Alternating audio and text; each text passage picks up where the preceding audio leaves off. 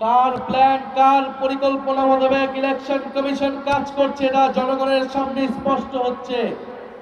আমরা হুঁশিয়ারি দিচ্ছি, আজকে সন্ধ্যার মধ্যে দিনের আলো থাকতে থাকতে এই বিধিবিধান পরিবর্তন করেন, আগামীকাল না হলে ইলেকশন কমিশন ঘেরাও হবে।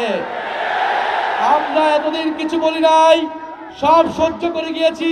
ইলেকশনের দ্বার প্রান্তে এসে, ইলেকশনের প্রাক্কালে এসে এই ধরনের ভোট কারচুপি, মিডিয়াকে ব্ল্যাক আউট করে দেওয়া হবে, মানুষের কণ্ঠস্বর, মানুষের তথ্য অধিকারকে রোধ করে দেওয়া হবে, এই ধরনের কোনো আইন করা হলে সেই আইন মেনে নেওয়া হবে না ইনশাআল্লাহ। আমাদের প্রতিনিধিরা আজকে ইলেকশন কমিশনে যাচ্ছে। ইলেকশন কমিশনকে বলছি, এতদিন যা করেছেন 12ই ফেব্রুয়ারি যদি কোনো ধরনের পক্ষপাতিত্ব করার পরিকল্পনা থাকে, ফ্যাসিস্ট আমলের ইলেকশন কমিশনের যেই পরিণতি হয়েছিল তার থেকেও ভয়াবহ পরিণত হবে এই ইলেকশন কমিশনের।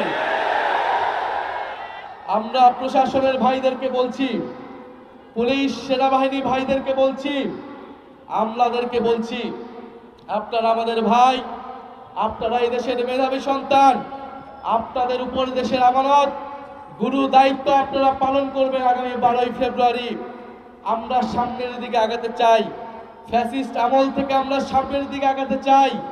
আমরা আশা করব আপনারা দেশের গুরুত্বপূর্ণ এই দায়িত্ব নিরপেক্ষভাবে পালন করবেন, বাংলাদেশের জনগণের অধিকার রক্ষা করবেন, গণতন্ত্রকে নিশ্চিত করবেন। মনে রাখবেন, গণ অভ্যুত্থানের হাজারো শহীদের, হাজারো মানুষের রক্তের উপরে দিয়ে এই নির্বাচন হচ্ছে।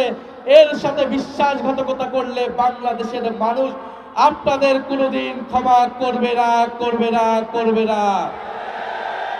মিডিয়ার ভাইদেরকে বলবো, মিডিয়ার হাউসদেরকে বলবো, আমরা দেখতে পাচ্ছি সকল প্রাইভেট, প্রায় সকল প্রাইভেট বেসরকারি মিডিয়াতে বিজ্ঞাপন হচ্ছে, ভোট দিবেন কিসে ... তো আপনারা বেসরকারি প্রাইভেট কোম্পানি, আপনারা টাকার বিনিময়ে বিজ্ঞাপন দিতে পারেন, কিন্তু আপনাদের ভাবা উচিত এটা আপনাদের কাজটা কতটুকু নৈতিক হচ্ছে। বিজ্ঞাপন লাগলে আমরাও দিব, আমাদের বিজ্ঞাপন তো আপনারা নিচ্ছেন না। কত টাকা লাগে জনগণ ইনশাল্লাহ আমাদের পক্ষেও সেই টাকা আপনাদেরকে দিবে, কিন্তু আপনারা একটি দলের আপনারা বিজ্ঞাপন দিচ্ছেন, মার্কা প্রচার করছেন, আপনারা অন্য জোটের মার্কা প্রচার করছেন না, এটা তো ফেয়ার হচ্ছে না। বিগত 16 বছর এই আনফেয়ারনেস বাংলাদেশের মিডিয়াগুলো দেখিয়েছে। বাংলাদেশের বেশিরভাগ মিডিয়া ফ্যাসিবাদের দালালি করে, ফ্যাসিবাদের পক্ষে, গণহত্যার পক্ষে, নির্বাচন ভোটাধিকার হরণের পক্ষে বৈধতা উৎপাদন করে গিয়েছিল। আপনারা বলেছেন আপনারা বাধ্য হয়েছেন। আমরা এখন জানতে চাই আপনারা কিভাবে বাধ্য হচ্ছেন, কে আপনাদেরকে বাধ্য করছে? জনসম্মুখে সাহস করে বলুন, আমরা আপনাদের পাশে থাকব।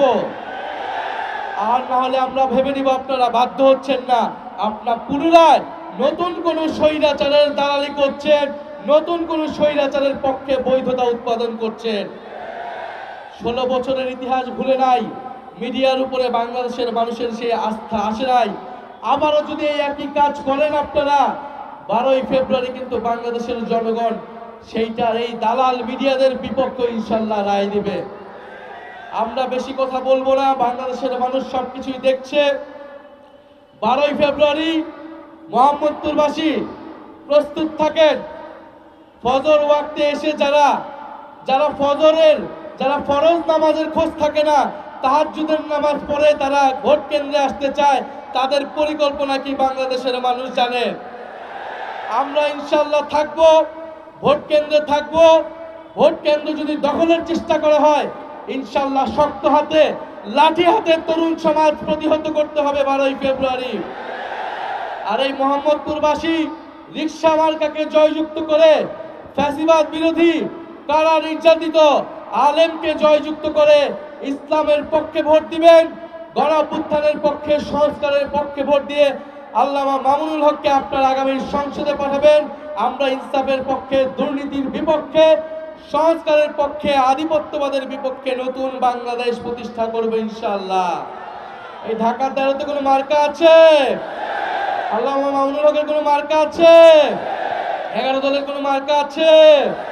চাঁদাবাজের বিপক্ষে কোনো মার্কা আছে?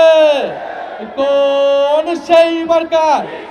সবাই বলো ইয়ারো জোরে ডাইনে বলো, বায়া বলো, সবাই বলো, ফেব্রুয়ারির 12 তারিখ জিতবে এবার 11 দলে, এবারে যাবে সংসদে, সংগ্রামে, সংস্কারে, ইনকিলাব ইনকিলাব।